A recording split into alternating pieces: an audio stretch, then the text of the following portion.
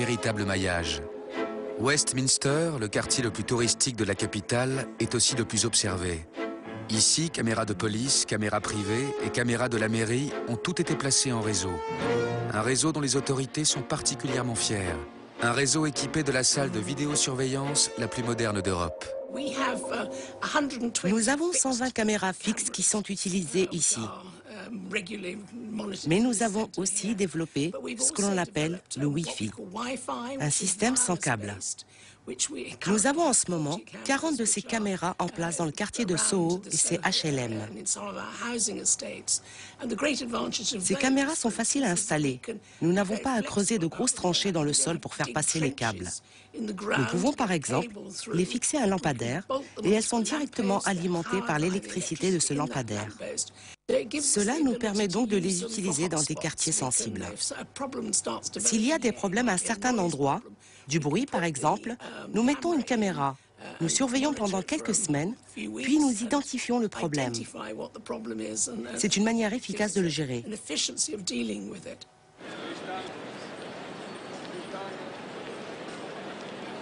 Toutes installées au nom de la sécurité de ses habitants, ces caméras servent aussi, histoire de financer les installations, à verbaliser les automobilistes londoniens.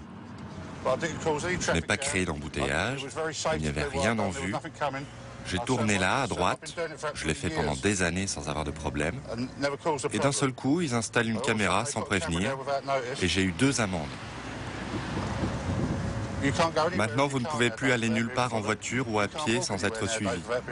Même dans les ruelles, on est suivi de partout. C'est bien pour la sécurité publique, mais est-ce qu'ils l'utilisent vraiment pour les bonnes raisons?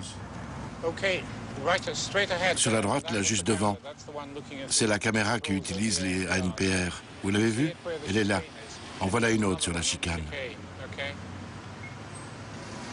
Les ANPR sont des lecteurs automatiques de plaques d'immatriculation.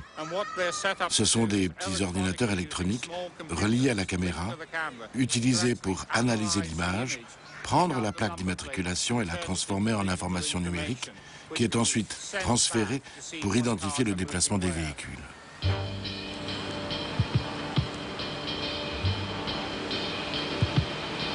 Identification possible, c'est un must, de jour comme de nuit. À Londres, péage urbain oblige, elle surveille de près les voitures non autorisées à circuler dans le centre-ville. À cet arsenal de surveillance, il faut ajouter les unités mobiles. Reliées, et c'est une spécificité britannique, à un ordinateur central qui organise et comptabilise l'ensemble des déplacements, elles peuvent arrêter tout véhicule signalé recherché, pour défaut d'assurance, amende non payée ou délit plus grave. Le nouveau système que nous utilisons garantit une efficacité de plus ou moins 98%. Ce système est utilisé par toute la police métropolitaine. Nous n'avons pas d'endroit précis où aller. Si certaines divisions ont des problèmes et qu'elles ont besoin d'aide, elles nous appellent en demandant notre soutien. Mais cette technologie peut s'appliquer dans d'autres domaines. Le traçage des déplacements des voitures permet de dresser le profil marketing de leurs propriétaires. Des banques, des usines, des hôtels et des supermarchés s'y sont déjà intéressés.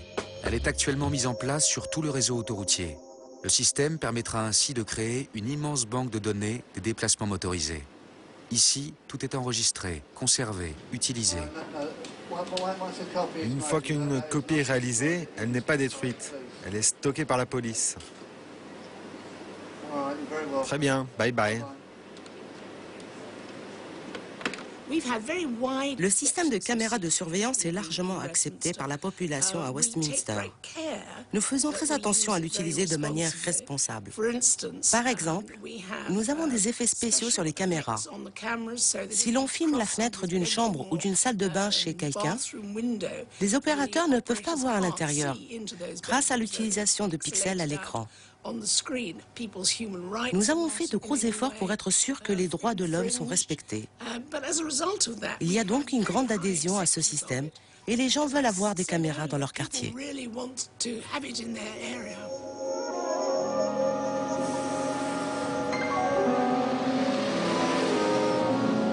Une adhésion sans limite, poussée parfois jusqu'au voyeurisme. À Londres, Spymaster, le plus grand magasin d'espionnage domestique d'Europe, a pignon sur rue. Nous avons des caméras miniatures. Regardez comme la lentille est petite. Ça a l'air d'une tête d'épingle. Vous n'avez qu'à faire un tout petit trou dans l'objet et vous pouvez cacher la caméra assez facilement. Elle restitue l'image et le son.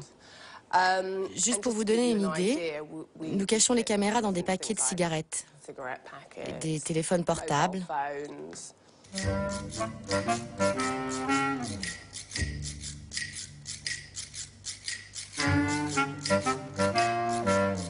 Nicolas n'a pas hésité. Déterminé à mettre la main sur celui qui s'acharne régulièrement sur sa voiture, il applique à la lettre les règles du parfait Little Brother.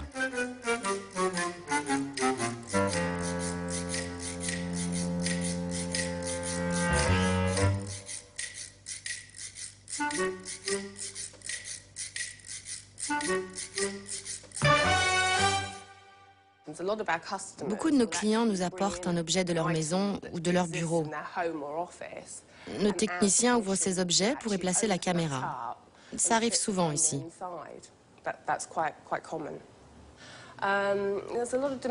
Il y a beaucoup de problèmes familiaux. Nous avon des clients qui sont en période de divorce ou qui ont des problèmes avec leur conjoint. Ils s'inquiètent d'être espionnés, d'avoir leur téléphone sur écoute ou d'être épiés quand leur conjoint est absent. Ou bien, ils sont suspicieux de leur conjoint.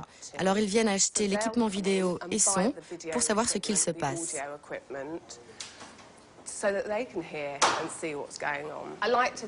J'aimerais bien me dire que nous ne sommes pas une société de paranoïaques, qu'il pourrait y avoir de bonnes raisons pour que quelqu'un m'espionne ou me mette sur écoute. Si je suis une personne respectable et que je mène correctement ma vie, alors je me dis que personne n'aura l'intention d'entendre ou de voir ce que je fais. Pas si sûr.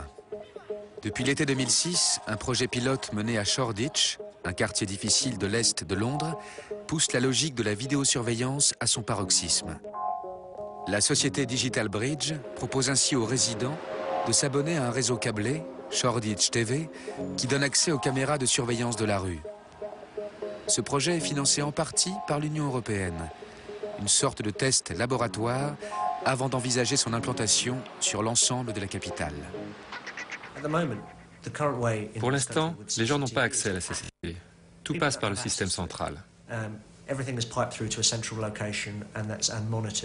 D'une certaine manière, si nous donnons l'accès aux gens, on inverse toute l'idée de ce qu'est Big Brother et de ce qu'est la surveillance. Plutôt que d'avoir un organisme de surveillance central, c'est la communauté qui surveille. Ça démocratise le système et les gens ont plus confiance parce qu'ils sont eux-mêmes acteurs de la surveillance. Mike a été l'un des premiers à s'abonner à ce programme. Victime d'une agression, c'est l'argument sécuritaire qui l'a convaincu. Je marchais ici tout seul un soir.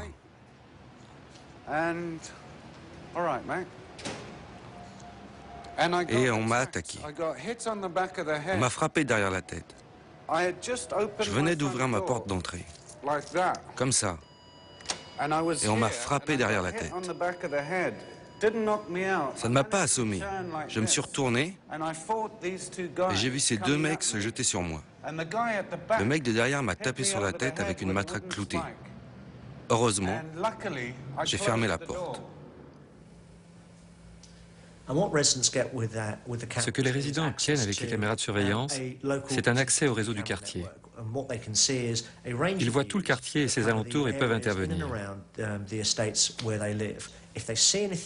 S'ils voient quelque chose de suspect, on leur conseille d'appeler le numéro à l'écran. Ils sont alors mis en relation avec la centrale de surveillance du quartier. À partir de là, la centrale prend le contrôle des caméras et peut zoomer pour voir ce qui se passe.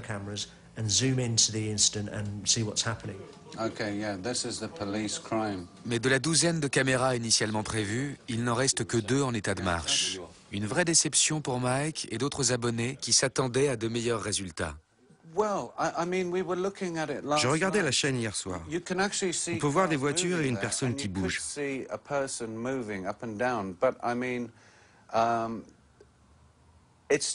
ce n'est qu'une vue générale. On ne peut pas voir qui est cette personne. Elle a la taille d'une fourmi. Ils ont dit que les choses vont changer. Combien de caméras ils ont dit qu'ils allaient mettre déjà? Quelque chose comme 30 ou 40.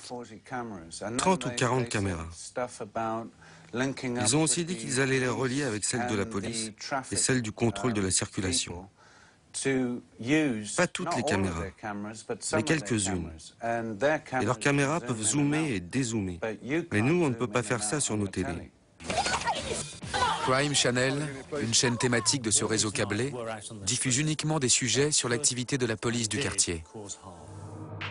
Un effet loupe plus qu'un effet miroir, qui dramatise, qui amplifie encore plus la criminalité du secteur, en incitant les abonnés à réagir aux sujets diffusés.